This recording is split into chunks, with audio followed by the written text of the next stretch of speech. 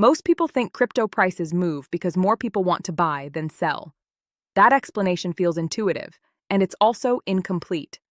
If that were the full story, price charts would look slow and orderly. They don't. Instead, crypto prices jump, gap, stall, and reverse.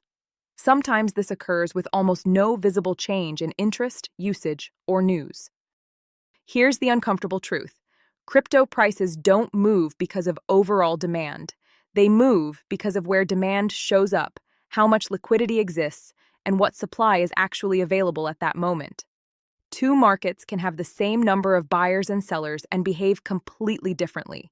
In one, price barely moves. In the other, price explodes or collapses on relatively small trades. That's not emotion, that's structure. Most explanations stop at surface-level slogans. Scarcity drives value. More adoption equals higher prices. Fixed supply guarantees upside. Those ideas sound logical, but they quietly ignore how crypto markets actually function minute by minute. They assume supply is static, demand is uniform, and price responds smoothly. None of those assumptions hold in practice. Crypto markets are thin, fragmented, and reflexive.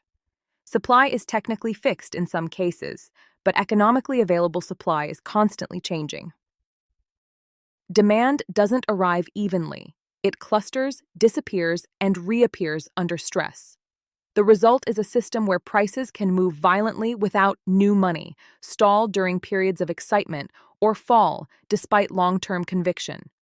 This is not about predicting where prices go next. It's about understanding why they move the way they do, so past market behavior finally makes sense.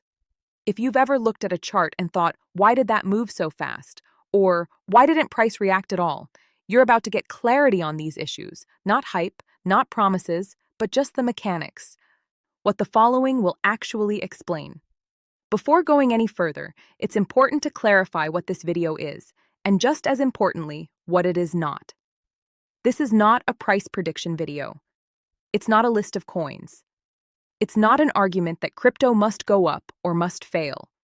What this video explains is how crypto prices are formed at a mechanical level, through supply, demand, liquidity, and market structure, so that price behavior stops feeling random. Most people approach crypto with the wrong mental model.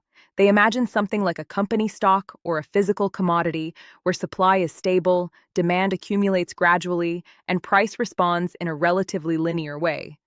When crypto doesn't behave that way, they assume manipulation, irrationality, or pure speculation. The reality is simpler and more subtle. Crypto markets operate on continuous price discovery, driven by order books, liquidity depth, and marginal trades. Price is not a vote. It's not an average belief. It's the last trade that cleared at the edge of available liquidity. Let's walk through what supply really means beyond headline numbers, what demand looks like in practice, not theory, why liquidity matters more than sentiment, how price can move dramatically without large capital inflows, why fixed supply does not guarantee predictable outcomes. We'll separate narrative explanations from structural explanations, because markets respond to structure first and stories second. By the end, you should be able to look at a price chart and ask better questions. Is supply actually available here? Who is providing demand, and at what price? Is this move driven by liquidity, leverage, or fundamentals? Why did a small push cause a large reaction? The goal is not confidence, it's clarity.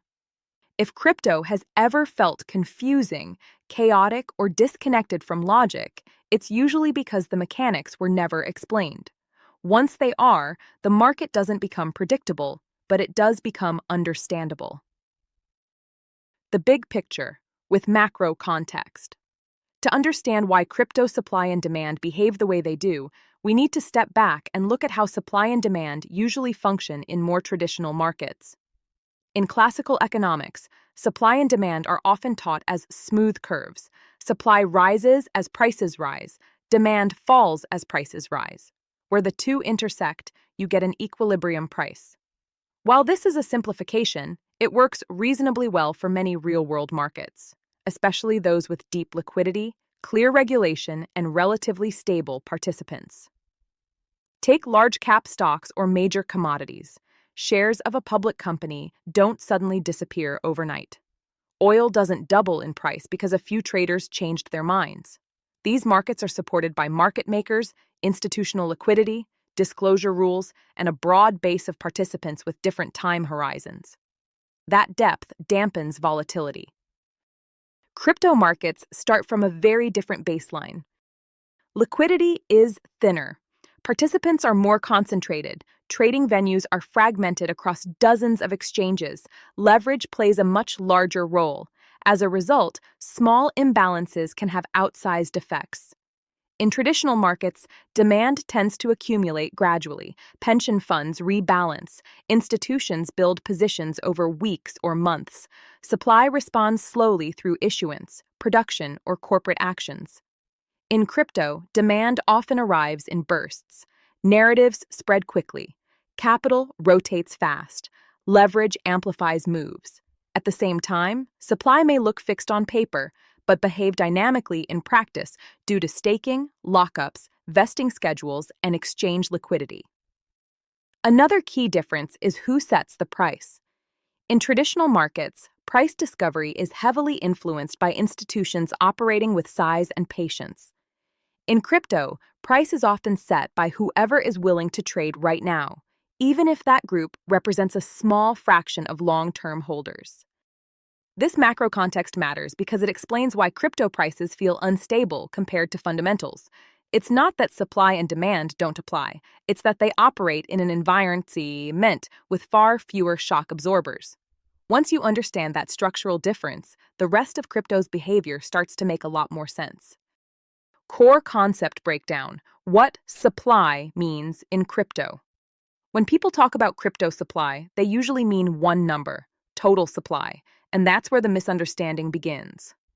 In crypto, supply is not a single concept. It's a stack of layers, and each layer behaves differently in the market. The first layer is total supply. This is the maximum number of tokens that will ever exist, or the number currently defined by the protocol.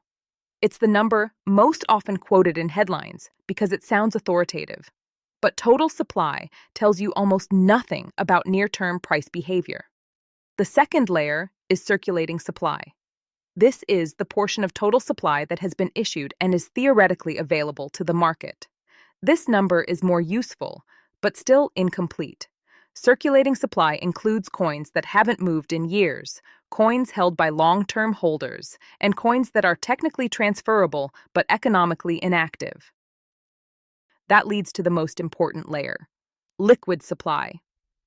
Liquid supply refers to the coins that are actually available to be sold at current prices.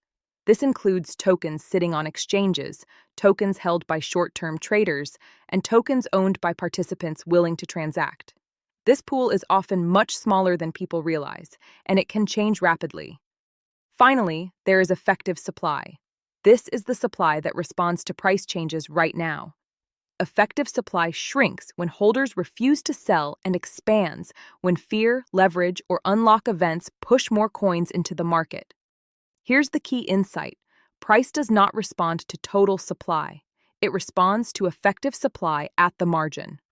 A crypto asset can have millions of tokens outstanding and still experience sharp price moves if only a small fraction is actively offered for sale.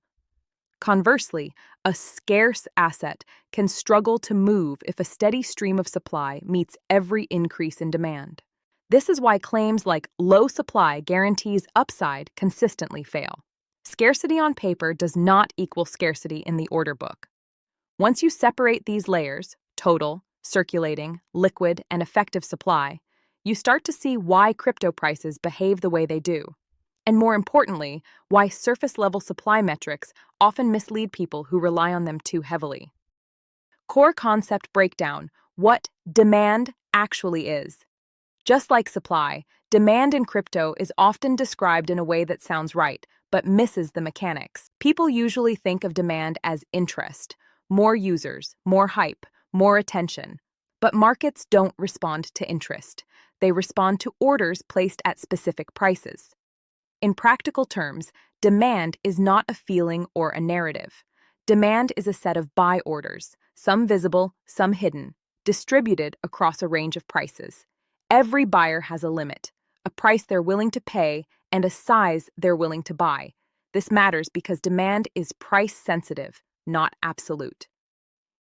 You can have strong interest in an asset, positive sentiment across social media, growing usage or attention, and still see price stall or fall because buyers are not willing to transact at higher prices.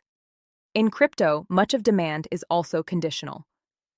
Traders wait for pullbacks. Algorithms buy only if momentum confirms. Institutions scale in slowly. Retail chases breakouts, but disappears during consolidation. None of this shows up as demand until orders actually hit the book. Another critical distinction is spot demand versus leveraged demand. Spot demand represents real capital committing to ownership. Leveraged demand represents temporary exposure that can vanish instantly if price moves the wrong way. Both can push price up, but only one is stable. This is why demand often looks powerful on the way up and fragile on the way down. When price rises, new buyers appear. When price stalls, demand can evaporate without warning, not because belief changed, but because price exceeded what buyers were willing to pay. The most important takeaway is this: demand is not how many people want an asset. It's how aggressively they're willing to buy it right now at current prices. Once you understand demand this way, price behavior starts to look less emotional and more mechanical.